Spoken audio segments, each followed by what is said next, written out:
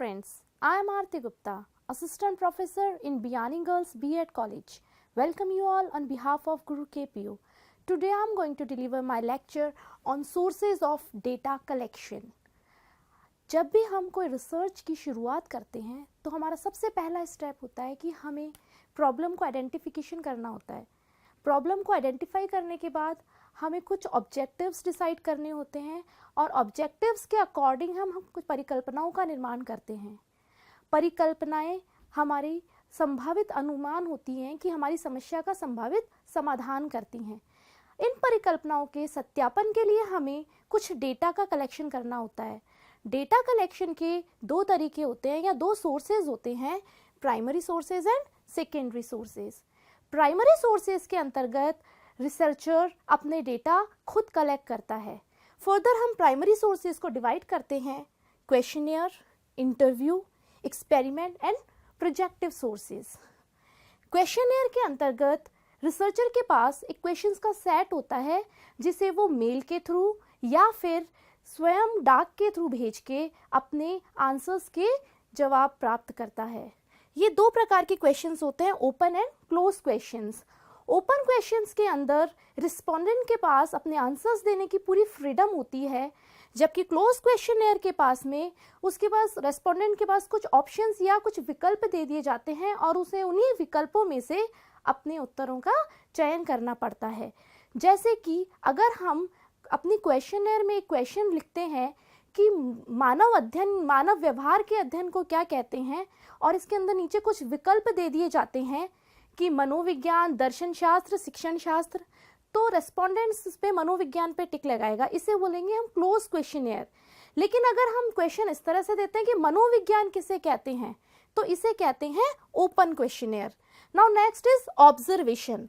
Observation के अंदर जो रिसर्चर है वो खुद जाके उन परिस्थितियों को ऑब्जर्व करता है और उनके ऊपर अपनी प्रभाव देखता है अपने शोध का. ये दो प्रकार का होता है, पार्टिसिपेंट और नॉन पार्टिसिपेंट. पार्टिसिपेंट के अंदर रिसर्चर खुद इन्वॉल्व होता है उन परिस्थितियों में, जबकि नॉन पार्टिसिपेंट के अंदर वो दूर से ही उन परिस्थितियों का अवलोकन करता है और उनका प्रभाव देखता है. नेक्स्ट है इंटरव्यू. इंटरव्यू भी दो तरह का होता है, स्ट्रक्चर्ड और अनस्ट्रक्चर्ड. स्ट्रक्चर्ड टाइप के इंटरव्यू में क्वेश्चनियर जो होती है वो प्री डिसाइडेड होती है, जबकि अनस्ट्रक्चर्ड में क्वेश्चनियर प्री डिसाइडेड नहीं होती है. परिस्थितियों के अनुसार प्रश्न रिसर्चर खुद बनाता है और तुरंत उनके उत्तर लेता है. नेक्स्ट है एक्सपेरिमेंट. एक्सपेरिमेंट के थ्रू डेटा कलेक्शन के लिए एक तो फील्ड में एक्सपेरिमेंट होता है और एक लैब में एक्सपेरिमेंट होता है.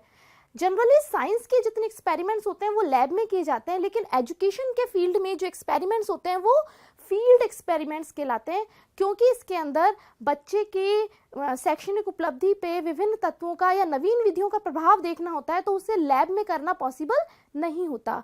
इसीलिए उसे ऐसे एक्सपेरिमेंट्स फील्ड में किए जाते हैं. नेक्स्ट है प्रोजेक्टिव.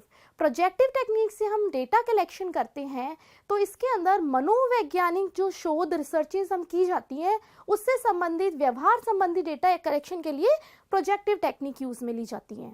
नेक्स्ट है सेकेंडरी सोर्सेज. सेकेंडरी सोर्सेज के अंदर रिसर्चर खुद डाटा कलेक्शन ना करके किसी दूसरे व्यक्ति के द्वारा इकट्ठे किए गए डेटा के अकॉर्डिंग कार्य करता है. ये दो तरह के होते हैं, पर्सनल सोर्सेज और पब्लिक सोर्सेज. पर्सनल सोर्सेज के अंदर बायोग्राफीज, डायरीज, लेटर्स और ट्रेवल इंस्पेक्शंस आते हैं.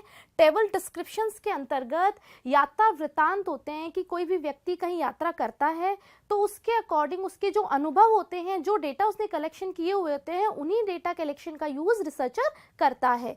नेक्स्ट है पब्लिक सोर्सेज. पब्लिक सोर्सेज के अंदर आते हैं books, references, government records, research reports and newspapers.